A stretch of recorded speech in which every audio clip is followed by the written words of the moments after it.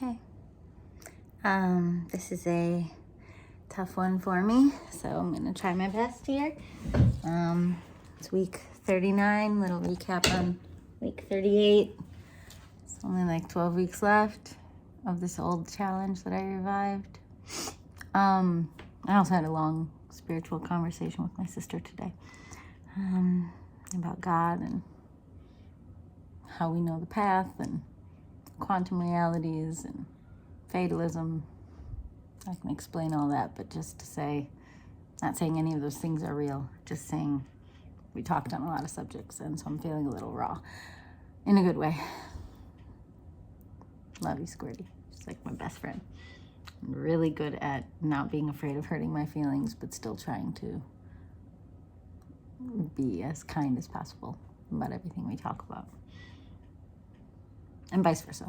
Well, kindness is my easy one, but I try to work on being honest. Okay, let's uncover. You know, like if I'm afraid something's unkind, I won't even say it. Whereas sometimes it could be some wisdom that someone else needs to hear. Sometimes someone can't have the outside perspective that you're having, and if you're too afraid to say it, you could be harming them. Kindness can harm people. And honesty without kindness can harm people. Kindness without honesty can harm people. There's a saying, is it kind, is it necessary, and is it true? And if two of those things are true, you should say it.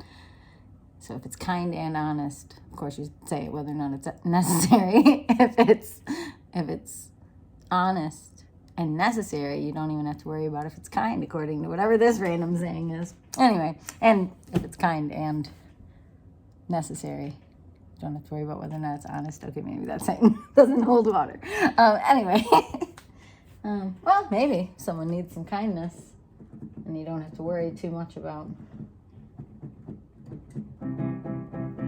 anything else, I guess. Blah. Okay, week 30. This is week 39 of the 52 Dreams Challenge, wherein I try to tackle one task that I've been putting off per week. And I'm drawing them out of jars, as you may have seen. This week I drew this ridiculous monstrosity. Hold on, I want to put the tape back on it that just fell off because that makes it look a little less depressing. I drew this monstrosity out of the jar, which was somehow to make sheet music for the entire score that I lost in 2008 from Were the World Mine. I can't even make one piece of sheet music without a whole inner saga of torture, self-torture, emotional, just that misalignment feeling like a kid in gym class that works their butt off to get a C in gym versus the kid who's naturally athletic who gets A's. I was the flip of that, naturally musical to stay first chair, almost all, 7 years of playing flute. And other people maybe worked their butt off to hold their third chair, blah, blah, blah, same thing. Making sheet music is not my strength.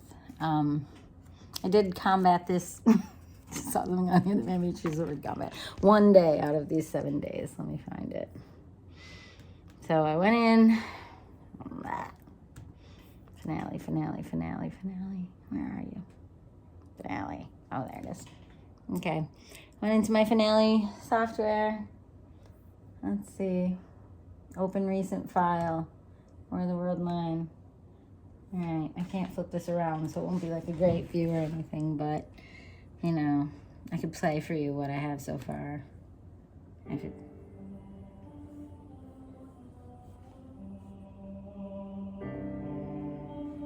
Wow, it's faster than this.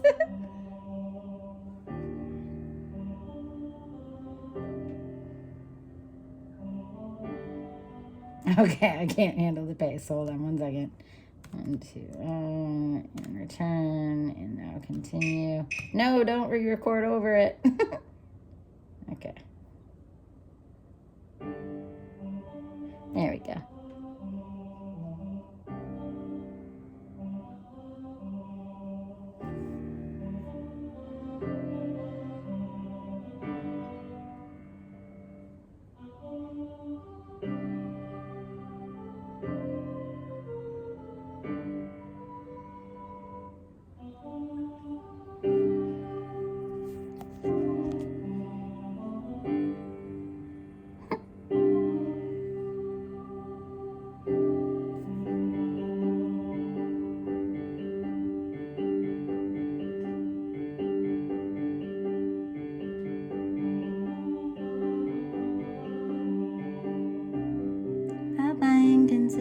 differences.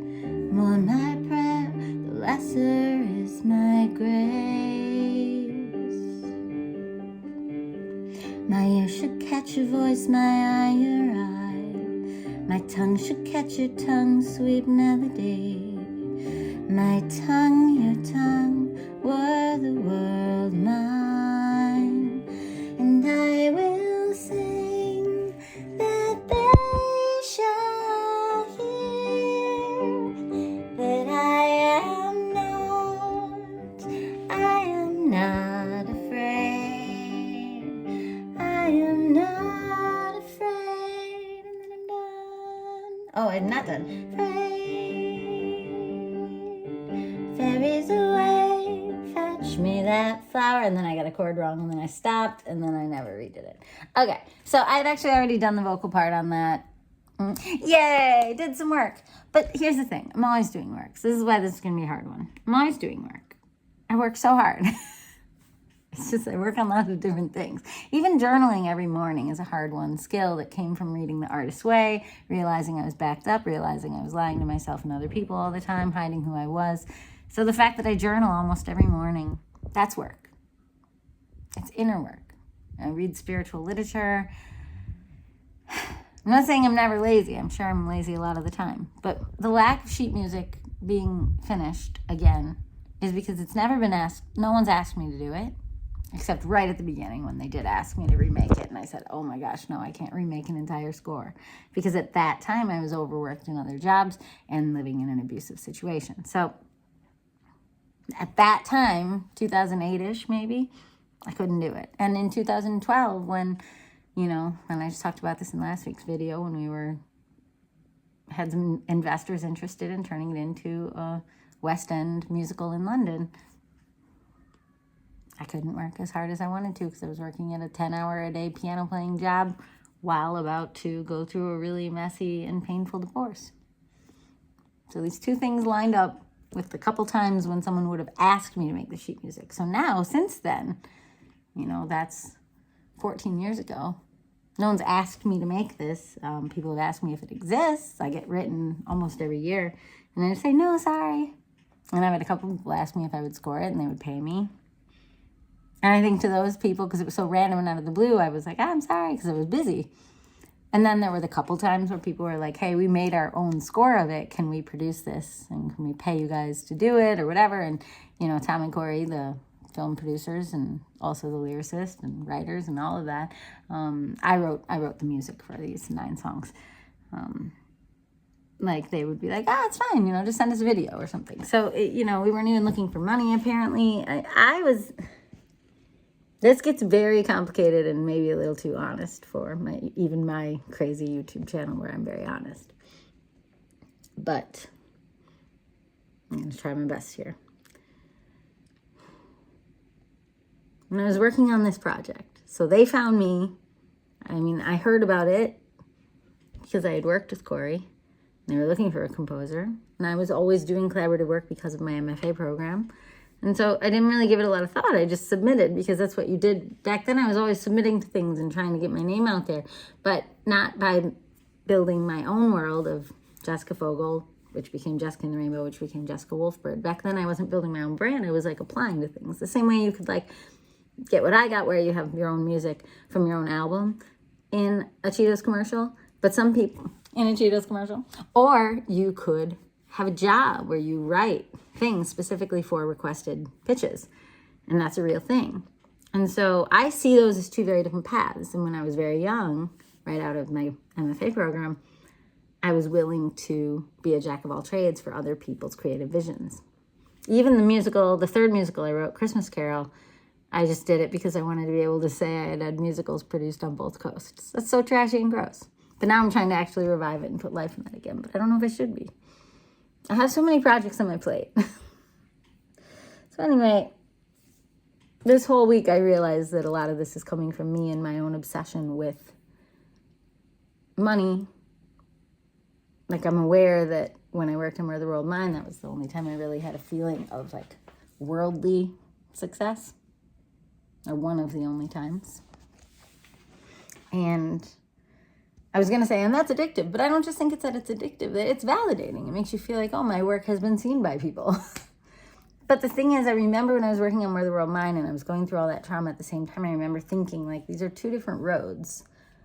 I could either pursue my singer-songwriter career, which wasn't even a career yet. It was open mics. It was a few little shows here and there. And it never really grew too far beyond that. I think I opened for a few bigger names, maybe 3 or 4 bigger names on like 150-seat theater type shows or, stage shows a few times. And I've done quite a few tours, but DIY or small scale, like small venues in Seattle or in, small venues, all around the Midwest, but mostly Michigan and a few others at random. And so the thing that I banked on, I didn't do it because I thought it would be more successful. I think maybe I need to hear myself say this. I didn't pursue my singer-songwriter little path because I thought for sure it would be more successful to a wide audience. It's that I knew all these weird singer-songwriters like Joanna Newsom, Daniel Johnston, even Regina Spektor, even ones who had gone mainstream. And I thought, well, I sound kind of like that. Like I have a unique and weird sound that's pretty recognizable within the first 10 seconds of a song. So if then, why not me, And I think because that always felt like my true self, writing Casio pop songs since elementary school, having albums produced at my uncle's studio, like there were just so many things that I thought, well, I've been doing this since forever, like literally since forever. So I think what I started noticing as I kept growing into these projects and taking these projects on, whether it's, 2002, signing up to work on A Christmas Carol with a stranger in Bakersfield, California, or whether it's 2003 and joining the short film version of Where the World Mine, which was called Fairies, and then that growing into Where the World Mine. And I think I just was learning as I got into the adult world that the more of those projects I take on that are other people's visions, the less time and energy and focus I have for my solo music and whatever's pouring through me in that way that I would like to be banking on. So that's what happened this week. I got that far with one song. Not even close to finishing it. Certainly not a 4-part harmony thing like I had hoped. And I could have pushed. I used to use force for this challenge, and now I'm in a different season of life, 5+ years later, and I do not use force for these challenges. I let these be inspiring. Let it be like a permission slip. If you want to work on this all week, you can. But the second I start feeling that really strong force energy, I'm just like, I have enough work in my life. I don't need to force it. And so I started being inspired instead. Dun, dun, dun. Ended up spending the week on and off with what felt like an easier task. And it ended up feeling very important. So I started picking up the reins of this Chicago 3 through 12, a sketch of 10 albums. And these are albums when I first started writing hundreds of songs a year. It started with the 50-90 challenge. 50 songs in 90 days, and that's like a worldwide thing. And I did FALM, February Album Writing Month. But they were ways to stop judging my work and keeping it small and only writing like 10 songs a year or less, and to just let myself write. And so the one I released 2 real albums under Jessica Fogel when I lived in Chicago. One, I don't know if you're seeing this, sorry. One is called, get over there. There. One is called Du Stein and Fogel. That's my studio album. The song that's on the Cheetos commercial is there. This is jessicafogel.bandcamp.com. And the other was called Melancholy Frog. This is only half studio. People kept giving me free favors. The producers I would run into would record me for free. This one's a producer who produced the whole thing for free. And he was connected to the Wachowskis. This is the chair Keanu Reeves sat in, apparently, I think, during the Red Pill, Blue Pill scene. But, so I got a whole album produced for free by this awesome friend of mine, Ethan Stoller. And that was because he saw me at shows in Chicago. So I banked on the thing of missing your songwriter life, and I got a lot of cool experiences. And I got cool experiences from Where the World Mine too. But it's just, that was their story, and I was the supporting character of making music for their story. And granted, it's also based on Shakespeare lyrics, Midsummer Night's Dream. And so it felt like a really important story, and I hope it still continues. I just might have to pay somebody to make the sheet music because it's not my gift, it's not my passion, it's not my calling. And as you saw maybe a couple weeks ago, I did put up the Where the World Mine stage version. So, the recordings are there. I would just have to have somebody who likes transcribing sheet music, and there's tons of those people in the world. it's like their passion. My friend Christian, my friend David's colleague does it. So people love transcribing. And so I have all of this music. I just don't love transcribing it.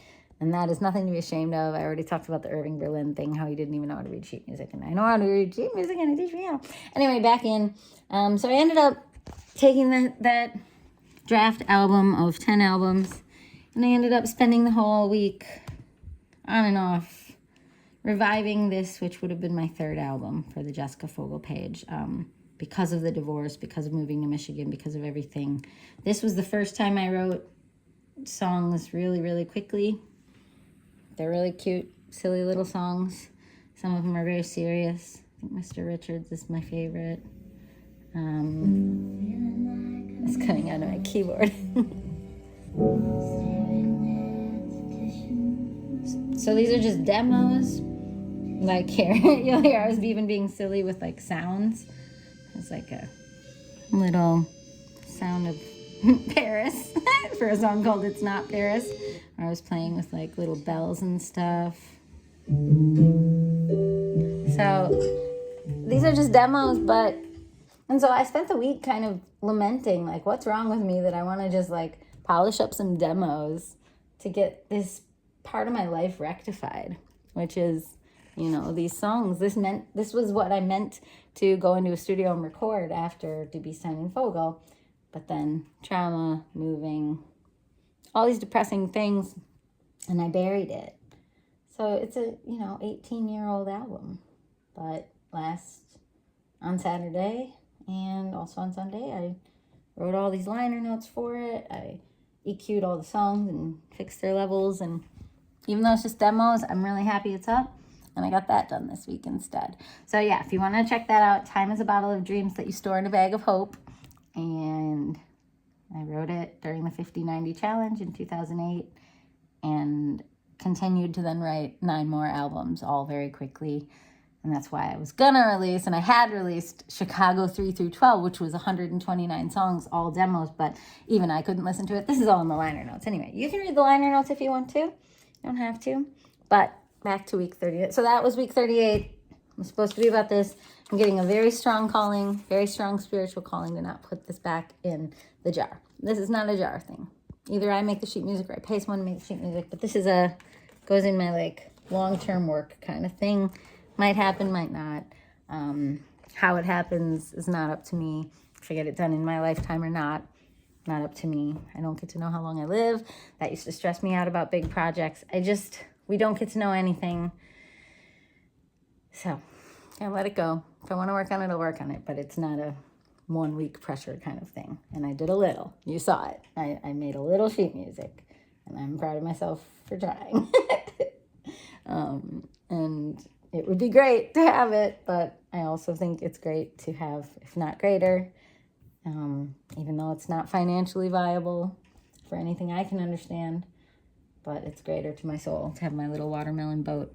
Time is a bottle of dreams that you store in a bag of hope. I spent like 2 hours just making the little, the words to look right on there. Because this used to be a cover for a Melancholy Frog CD that I had sketched. But I hand wrote that on there. Okay. Week 39, time to draw a slip. I could say more. I feel like I didn't say everything I wanted to say. Plus I said extra things that I didn't need to say. And kind of my life story with this channel. Okay, here we go. It feels very weird to have let that one go. I feel like I just left something behind me, and I don't like how it feels. But I talk about that a lot with my sister and with anyone who talks on spiritual themes, which is that, if letting go doesn't come naturally, it might be because we forget that these phrases came from actual palpable things you can do. So I just let that go. I put it in my basket up there, and I didn't put it back in here, and it felt really weird to walk away from it. It was like something coming out of my back, like I'm accidentally abandoning a dream that I think used to anchor me. And I think sometimes some of us flood ourselves with 52 dreams because we're trying to anchor ourselves in a really depressing world when maybe we would rather just float upwards to the sky and be with God and be a star in the sky or be with angels. Let all of this go, because it can be really hard. Even seeing this beautiful little thing and all these little, okay, it's not beautiful, but like these memories with my nieces and nephews and little things. It's like, And now they're older. Life is very hard, and I have the blessing or curse of always trying to see the best in a lot of things, even really hard things, even in all these traumas, and it can get really confusing in there when you're trying to find the good and find the joy. It's a lot like the character in Inside Out 2, nostalgia. Like, even some of the joy ends up sad. Or the sadness can have joy in it. Like, you can end up liking crying. It matters what crying you're doing. But okay, I don't have much more time before I have to go to work. So, getting into this, I feel like I need to do a week that just says little dreams, because psychologically I need something a little less heavy and emotional. And the last 2 weeks I picked a big dreams, and both of them have excavated something kind of heavy for me to manage emotionally. So we're going to do little dreams. Okay. I don't want to look at them.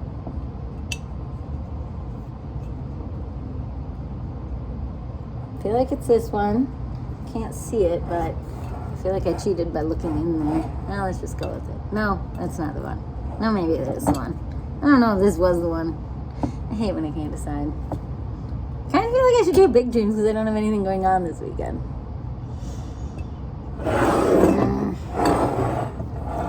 I think I have more than 12 slips left. These are not going to get done. Maybe I should stick to big dreams for the rest of my life. Just kidding. Okay.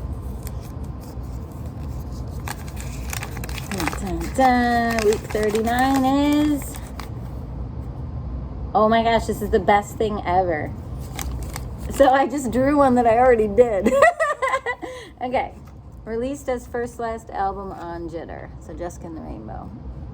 Tiny Traumas Adding Up, Volume 1. When cataloging and uploads ends on the Jitter Lo-Fi page after all the 50 State songs. Then private again.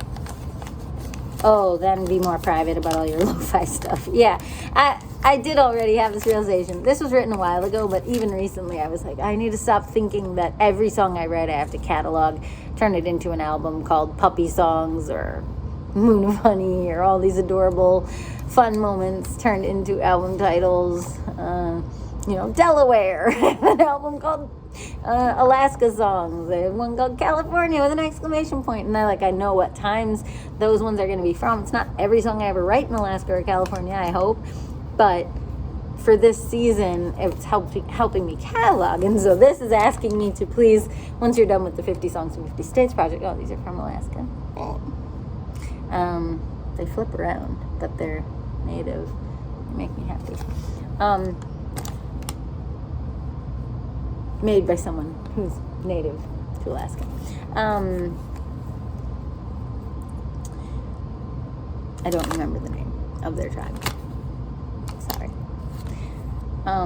This is saying just please be private again. Stop thinking that your thousands of voice memos need to all be cataloged into album names, because you will drive yourself crazy your whole life if you try to do that. You can go back to, I could go back to I had a folder on my hard drive called 2014 songs, or new songs I would call it. 2014 new songs, 2015 new songs, and I would just put them in order. But this idea of naming them all or giving them the places that they're by, that'll need to please stop with that after this season of 50 songs in 50 states and moving here and all the changes.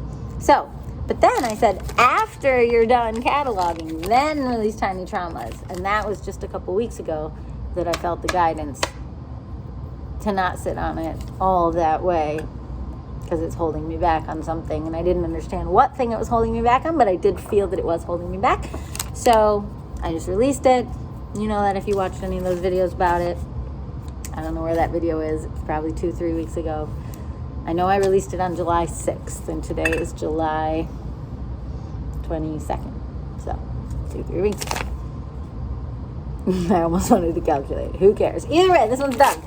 I did it early, even though this said to wait until they were all done. But I think that feeling of waiting, as if things have to be slated not just for the future, but for a set time in the future, is flipping crazy, and I'm not doing that to myself anymore.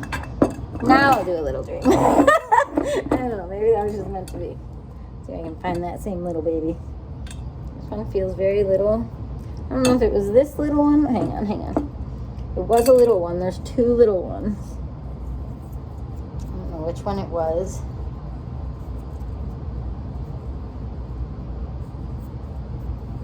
Okay, this one has like extra glue on it and it's kind of tactile and good feeling, so no real reason at all. I didn't feel a sense of it. Okay, it's a good thing. It's not a bad thing, and it is an easy thing.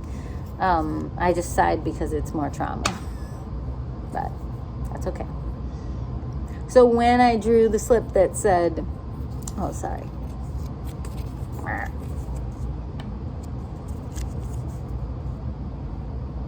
That is next. It was maybe 4 weeks ago that I drew a slip that said to release Solituary 2020 or Spiritual Sabbatical or the one with Galena, Iowa. Oh, weird. I was just planning a trip to Galena on the way to see my parents. I guess it's that one, maybe. But I just picked one of the three because why did I put 3 lo-fi albums all on one slip? That's madness. This whole thing's madness, by the way. I'm aware of that. I'm aware that I am possibly insane giving myself this much work.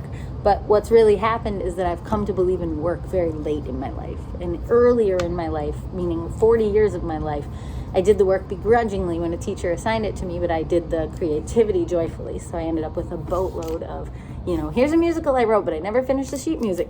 That was the first one. That wasn't worth of mine. Believers, where I wrote the music and the book and the lyrics. I love it. You can listen to it online, and I have the script, but I never made real sheet music that a company could use. And so a lot of my creative projects, I did just enough of the work to fuel the creative project being done. Like in the case of these lo-fi albums, I have the songs, I know where they are, and I can go find them, but they're not in a way that anyone else could listen to or experience or enjoy. They're not in a way that someone could pay for. They're not in a way that so I have hard drives full of all these creative projects. It's like having a bunch of half-finished art that you never, you don't need me to tell you what it's like. It's a half-finished thing, or a 90% finished thing, or a 10% finished thing. It's not finished. Anyway, so I'm just in a season, the reason this looks so crazy is because I'm in a season where I now understand and value work. And it's hard to look at my past and see all this work I didn't do and want it to have been done, but I can't go back and value all of that differently for those 40 years. So I could either go forward and leave all those things behind unshared and have people not know me, or I can go back and do all this work. And when I was living in Grand Haven in 2017, I realized the same thing. I had hard drives full of hundreds of songs a year, but never had shared. And I didn't, that timeline in my Grand Haven life, I didn't then say in 2017, I will go back and value all these old things. I, from that day forward, started sharing. And that's how this YouTube channel was born. But then that came to feel, years later, when we moved here in 2021, that came to feel sad to me that my 2017 onward self was so public. And yet I've been being created since the 1980s. I have tapes. I'll show you my tapes. Let's see. Are they right here? All these CDs, half of those are probably burned albums that I've made. Here's the Christmas Carol musical. And that's all stuff I've written. Here's this one's online. But here's. So these are creative projects I've done that are either not finished or most of this stuff is my music. Okay, maybe just half. So, but is it online anywhere anyone could listen to? No. Is it any, okay, a lot of this isn't. A lot of this is CDs from my childhood. That's so cute. And a lot of these are produced in ways that you could listen to, like the band with my husband. Well, he was my boyfriend at the time.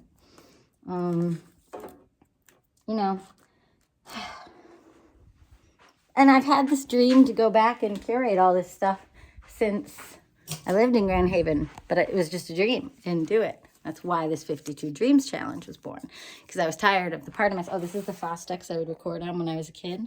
I don't have enough light over here. Can you see that? Maybe.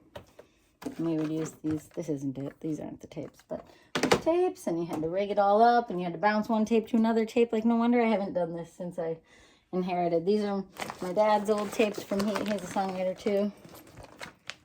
A bunch of tapes of stuff that he wrote. Here's some more. There's so many things. I don't know. This is all like, well, this is Alice in Wonderland scenes 1 and 2 because that was my first acting role. But that's not, I'm not trying to memorialize stuff like that. That's not, everybody has that. I understand that that would be a weird obsession with myself. I'm not trying to be like, oh, everything I ever colored and hung on the fridge, I need to like put online. It's not really that, but it's a little bit that. But it's more that like these songs used to bring people joy.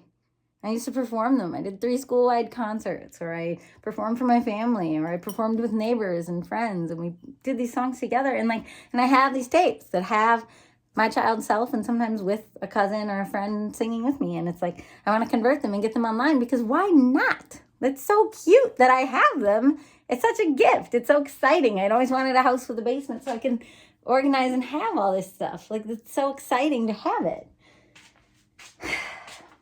And so the why not, why haven't I put it online is because I'll have the dream and then I'll be like, ugh, that sounds really hard. That sounds like too much work. And so I am finally, 2026, after cleaning out this basement, which is really mostly organizing this basement, I'm finally having my I like doing work era. I'm finally in it because the alternative just feels sad to me now. Like, why would I want to just leave, you know? I don't know where I think they're upstairs because I didn't know if our basement would be as safe. So I think I brought the childhood tapes, the ones that I recorded in the studio and just the ones I made at my piano. And the album I made with that Fostex in high school. They're up here in my teaching studio, which I need to go teach soon, so I'll walk there. So I think this room is too messy to just go in it, but let's see. Oh, it's fine. It's like the guest bedroom, but I also teach here. Teaching spot. Okay, I think I have to teach in like 5 minutes, but I'm still going to show you it because the main you that I'm talking to right now is probably my future self. Future self. Here they are. All the most important tapes and a very important mushroom. Another very important mushroom. You know why you're important. Very important CD case. Just kidding. But these, oh my God. Oh, I forgot I had t-shirts. Okay, I have these t-shirts I can make. I forgot about that. I did a lino cut and I was going to stamp them for my next show. There we go. Master. That's the album I wrote in high school. The depressing one. That was part 2. Alicia and Jessica's 60s hits. It was probably just songs I wrote that I made my cousin sing with me. Jessica Master. So cute. Christmas album with Steph and flute. I don't know what that is, but you know, Jess composing tape.